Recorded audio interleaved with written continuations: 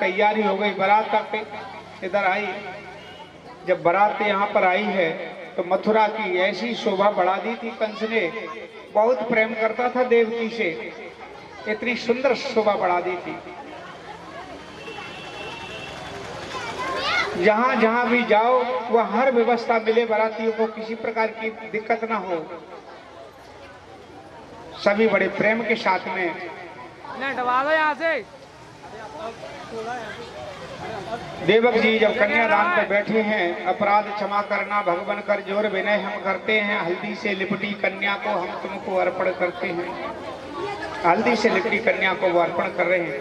देखो अब कुछ जगह ज्यादा दे दो, यहाँ पर पीछे को सरक जाओ, क्योंकि यहाँ कृष्ण जी आएंगे, छोटा बालक है इसलिए कि परेशानी ना हो, और आपका नाच कूद भी होंगे तो वो भी दिक्कत ना पड़े, इसलिए जगह का इतना गैप कर लो। जब यहाँ पर देखिए देवक महाराज ने अपनी पुत्री देवकी का विवाह वसुदेव जी के साथ कर दिया, तो वो इतना दहेज दिया, हाथी घोड़े रथ इत्यादि सोना चांदी हीरे जो भी उन पे था, विशेष रूप से अधिक दहेज दिया। अब उनको लेकर के जब चले हैं विदा करने के लिए, स्वयं कंस उनके विशेष प्रेम करता था तो स्वयं विदा करने के लिए रथ हाँकने के लिए गया। तो रथ हाँक रहा है कंस, उसी समय रास्ते में उसे एक आकाशवाणी हुई, अरे कंस, तू जिस बहन के विवाह में फूला नहीं समा रहा है, उसी का अष्टम पुत्र तेरा काल होगा। ऐसा सुनते ही कंस ने देर नहीं की, कितना प्रेम करता था उस बहन से, और उनके केस पकड़ करके मारने को तैयार हो गया। जैसे मारने तैयार हुआ तो उन्होंने कहा, देखो वसुदेव जी ने हाथ पकड़ लिया, महाराज अब आपका अधिकार नहीं है इसमें, आप कन्यादान कर चुके, इसमें मेरा ही अधिकार है। उन्होंने कहा, देखो वसुदेव, इसको मुझे मार लेने दो, तुम चाहो तो 1000 कन्या मैं तुमको दे सकता हूं एक कन्या की जगह। नाग कन्याओं में चाहो तो नाग कन्याओं में कुछ सुंदर कन्या उनमें से दे सकता हूं, दैत्य कन्याओं में चाहो दैत्य कन्याओं में दे सकता हूं, देव कन्याओं में चाहो तो देव कन्याओं में से दे सकता हूं, लेकिन इसे मुझे मारना। उन्होंने कहा, नहीं महाराज, मुझे कोई नहीं चाहिए, मैं, ये मेरी पत्नी है, अब मेरा धर्म बनता है कि इसकी रक्षा करना मेरा धर्म है। उन्होंने कहा, तो एक शर्त माननी पड़ेगी तुम्हें इसको छोड़ने के लिए। क्या? कि जब तक इनके कोई संतान नहीं होती है, मेरे कारागृह के अंदर बंद रहना पड़ेगा। सुनो महाराज, मैं तुमको वचन देता हूँ, आप इनको भले ही कारागृह में बंद मत करो, इसके जितने भी पुत्र होंगे मैं स्वयं तुमको ला करके दूंगा। हंसने लगा, बहुत हंसने लगा, कहने लगा, ऐसा होता है क्या कि सिंह के सामने अपने आप कोई डाल दे किसी को? उन्होंने कहा, नहीं महाराज, सूर्य चंद्रमा साक्षी करके कहता हूँ कि इसके जितने भी पुत्र होंगे मैं उनको ला करके दूंगो देंगो देंगो। ऐसा वचन उन्होंने 3 बार दिया, सूर्य चंद्रमा को साक्षी करके। आखिरकार उन्होंने कहा, फिर भी तुम्हें कारागृह में रहना पड़ेगा।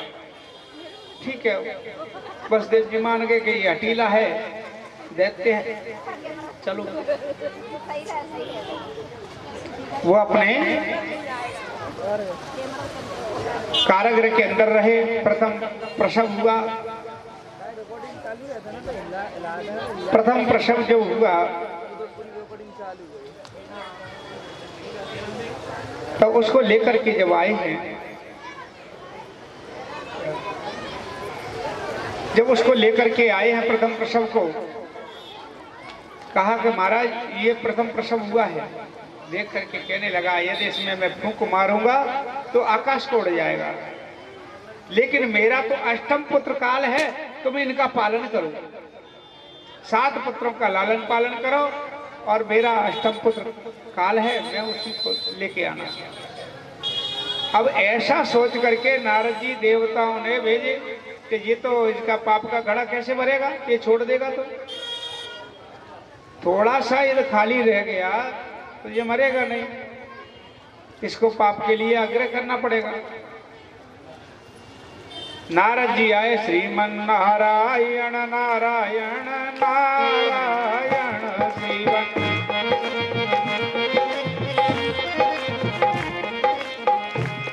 नारायण करते हुए जब नारद जी आए हैं तो उस समय कहा गुरुदेव पधारे हैं, गुरुदेव जी को अंदर लाओ सम्मान के साथ। जैसे नारद जी कंस के पास पहुंचे हैं, कंस से कहा कहो राजन ठीक ठाक हो? उन्होंने कहा आनंद है, कोई परेशानी तो नहीं ना, कोई परेशान नहीं। और कोई शुभ समाचार? शुभ समाचार यही है कि मैंने देवकी बहन का विवाह किया, उसके अष्टम पुत्र की आकाशवाणी हुई कि तेरा काल बनेगा, तो मैंने उसको कारागृह में बंद कर दिया। मेरे पिता उग्रसेन ने भी विरोध किया तो उसको भी मैंने बंद कर दिया, कारागृह में डाल दिया। और आगे समाचार के वो उसके प्रथम प्रसव भी हुआ था देवकी के, तो मैंने लौटा दिया, क्योंकि 8वां पुत्र मेरा काल होगा। उन्होंने कहा यही तूने गलत काम किया। क्यों? मेरा तो 8वां पुत्र काल है। नहीं, तू देवताओं की विद्या उल्टी सीधी हो गए, तू समझेगा नहीं। कैसे? नारद जी ने 8 लकीर खींची, 8 लकीर खींचे दिखलाई, 8 लकीर खींच के दिखलाई कि देखो इधर से गिन तो 1 2 3 4 5 6 7 8, इधर से गिन 1 2 3 4 5 6 7 8, जो 1 है वो भी 8 हो रहा है, इधर से गिनते तो 8 है वो भी 1 हो रहा है। इसीलिए कहता हूं कि देवताओं की बुद्धि उल्टी सीधी होती है, वो कब कौन सा पैदा कर दे तेरे को पता नहीं चलेगा। 8वां है वो भी पहले है जाए और तुझे ब्रह्म में डाल दे के 8वां ही है।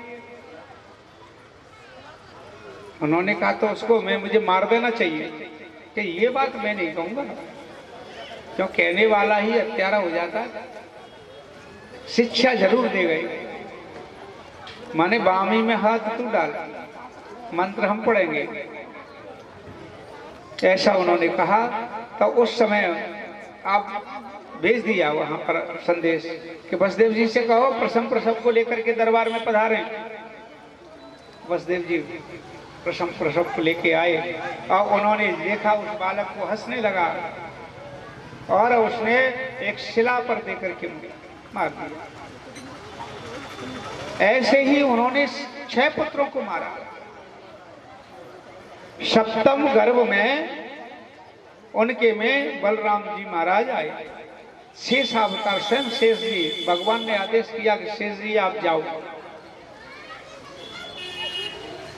पहले इनकी बातें हो गई थी कि लक्ष्मण के समय पे त्रेता युग में हम छोटे रहे तो तुम अपनी मनमानी करते रहे, अब हम बड़े बन के जाएंगे।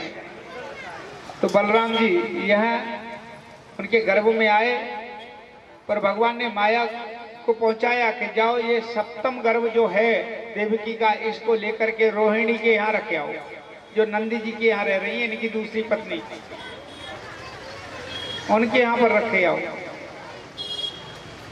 नंद जी उनके विशेष मित्र थे, तो जैसे ही उनको लेकर के माया आई और उनके गर्भ से खींच करके और अपने रोहिणी के गर्भ में रख दिया। कहा कि 7वें गर्भ में कुछ हुआ कि कुछ नहीं, मारा छीण हो गया। हंसने लगा कि देखो अब तो मेरे घर के मारे गर्भ गिरने लगे हैं।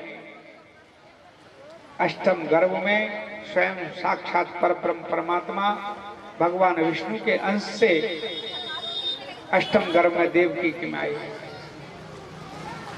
चतुर्भुज रूप से उनको दर्शन दिया।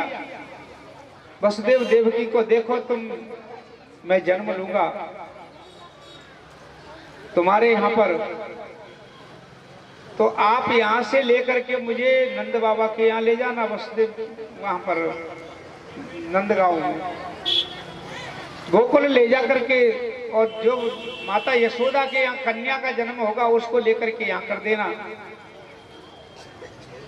और ऐसा कह करके मौन हो गए। अब वो ये नहीं पूछ पाए कि हमारे हाथों में हथकड़ी, पांव में बेड़ी कैसे ले जाएं। बालक छोटे से रूप में प्रकट हो गए भगवान कृष्ण का, उनके देवकी के गर्भ से जन्म ले लिया जेल के अंदर ही। बोलिए बाल कृष्ण भगवान की। अब वो जाने की सोच रहे हैं, हमला नहीं करना है, अभी कंस को पता चल जाएगा तो दिक्कत हो जाएगी। तो इस प्रकार से जब लेकर के जाने का प्रयास कर रहे, किस प्रकार से ले जाएं, क्या कारण है, कैसा कौन सा उपाय बनेगा, तो देखा उन्होंने कि तारे लगे गुजराती, तारे लगे गुजराती, ललन तो कैसे बचाए लूं। तारे लगे गुजराती, ललन तो कैसे बचाए, कैसी बचाए लो लाला, कैसी तुम खाए लो, कैसी बचाए लो लाला, कैसी तुम खाए लो। तारे लगे गुजराती, ललन तो कैसे बचाए लो।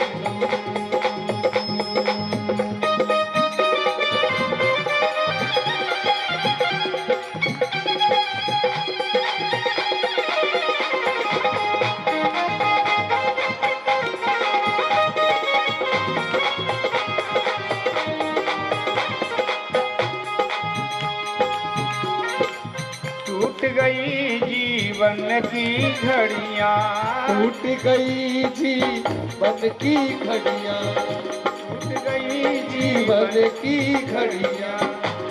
मामा बनो फूल घाती, तेरा मामा बनो फुलघाती, तो कैसे छुपाए लो तारे लगे गुजराती, ललन तो कैसे छुपाए। कृष्ण पक्ष था तो काली कृष्ण पक्ष में ही होता है। अष्टमी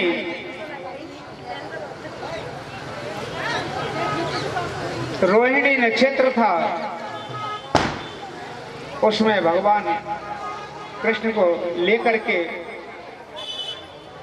और एक सूप मिल गया था पुराना धुराना उसमें जेल में, और कहां से आएंगे, क्या चीज आएगी, सूप मिल गया पुराना धुराना, उसमें सूप में रख लिए भगवान को। और वैसे ही कुछ कपड़े थे गंदे इत्यादि, तो वो रख करके उसमें लगा करके ले आए। चलने लगे, उनके ताले द्वारपाल गए सोए प्रभु की माया हारे, फट फट खुले किवाड़ टूट गए कुंदा और तारे, बरसन लागे मेघ भगनी जमुना तरंग भारी, खड़े लखे वसुदेव अंग में धारे अवतारी। द्वारपाल सब सो गए, ताले अपने आप टूट गए, और उनको लेकर के जैसे ही वसुदेव जी वहां पहुंचे हैं, और नंद जी के यहाँ पर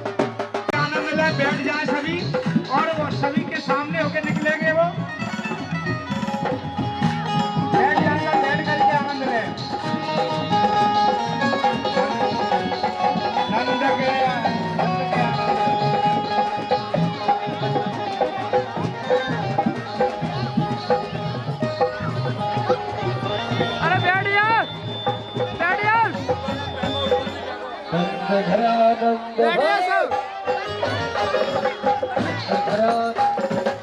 घरानंद भयो जय कन्हैया लाल की। सभी बोलेंगे हाथी दीने घोड़ा दीने और दीनी पाल की बधाई हो। और बच्चे के ऊपर कोई फूल न फेंको, कोई छोटे से बचवाने आंखों में लग के ऐसे फूल मत डालो, मत डालो। नंद के आनंद भयो, के आनंद भयो, जय कन्हैया लाल की, जय कन्हैया लाल की, के आनंद भयो।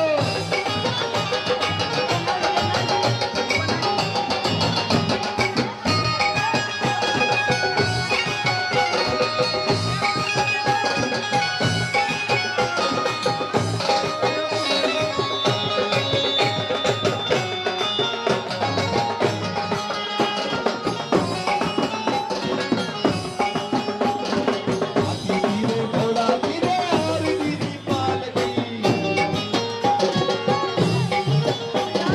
हाथी धीरे घोड़ा धीरे नंद घरानंद भयो, नंद घरानंद भयो, नंद घरानंद भयो जय कन्हैया लाल की।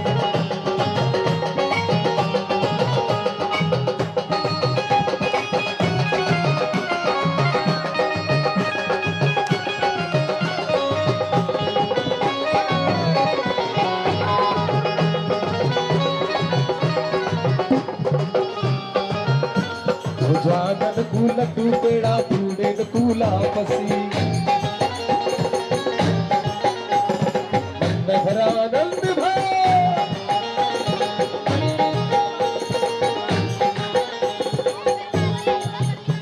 ओ जय कन्हैया लाल की रे जय कन्हैया लाल की।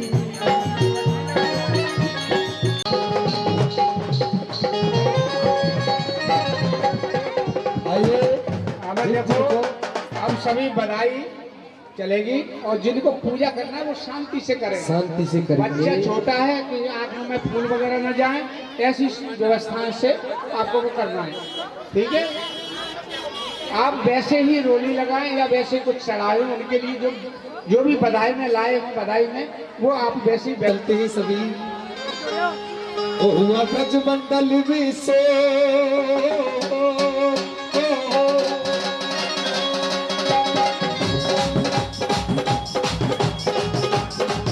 हुआ ब्रज मंडल में से चलो सब मंत्र भवन की ओर। जन्म दियो आना रे।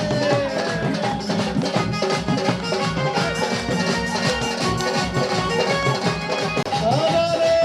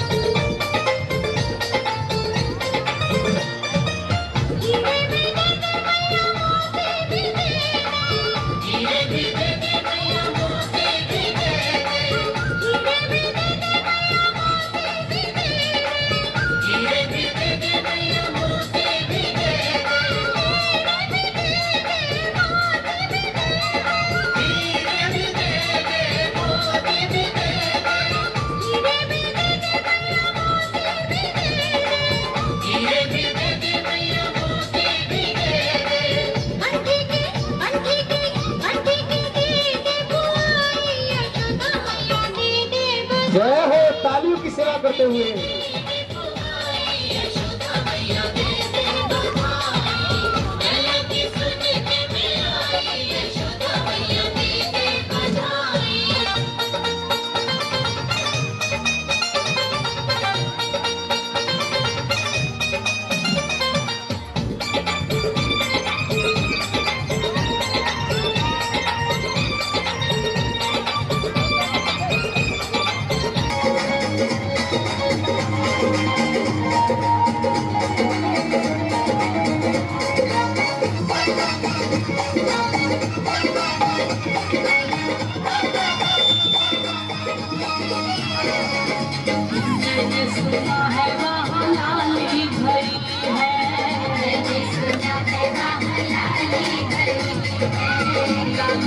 जग से निराली भई है, जग से निराली भई, मैंने सुना है वहाँ लाली भई है, लाली भी जग से निराली भई है, जाके लाली के दर्शन पाऊंगी, जाके लाली के दर्शन पाऊंगी,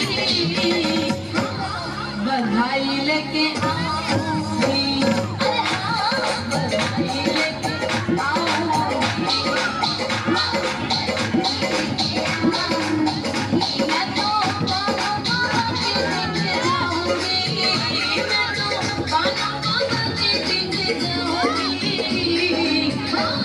बधाई लेके आऊंगी,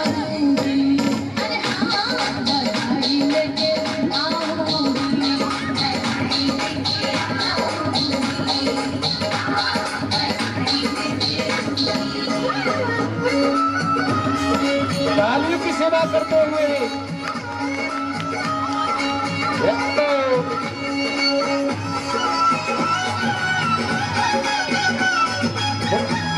लाल की जय हो।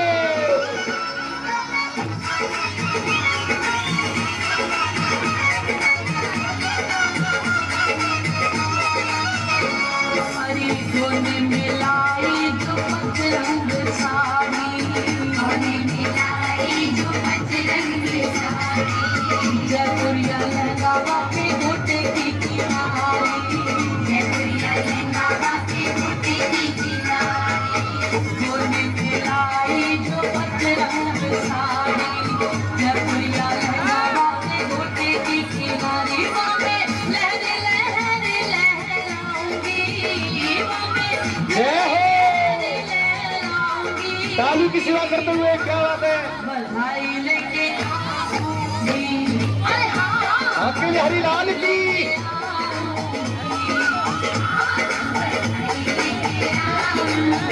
मैं तो बालों बाबा के देखे जाऊंगी, मैं तो बालों बाबा के देखे जाऊंगी, बधाई लेके आऊंगी, अरे हाँ, बधाई लेके आऊंगी, बधाई लेके आऊंगी, बधाई लेके आऊंगी।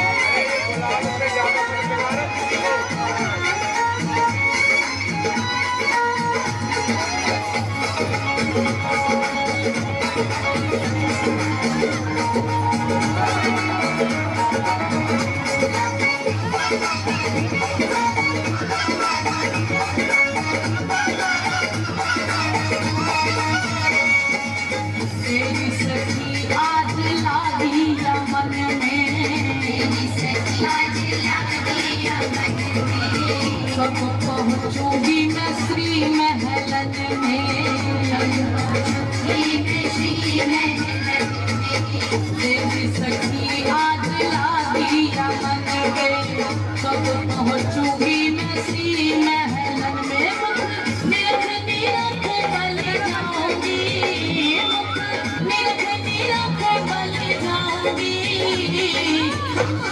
बधाई लेके आऊंगी, अरे हाँ, बधाई लेके आऊंगी, बधाई लेके आऊंगी, मैं तो बालों बाबा के देखे जाऊंगी।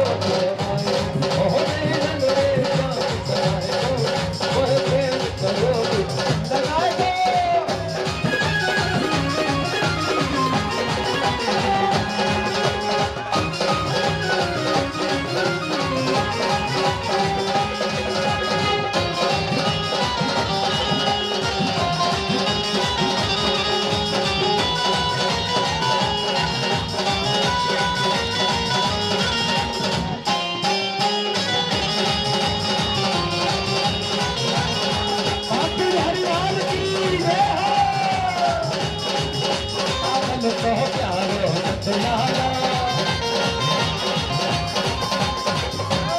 बेटा बन को प्यारो लाला दीवाने भरे आके सब बहाना सपने में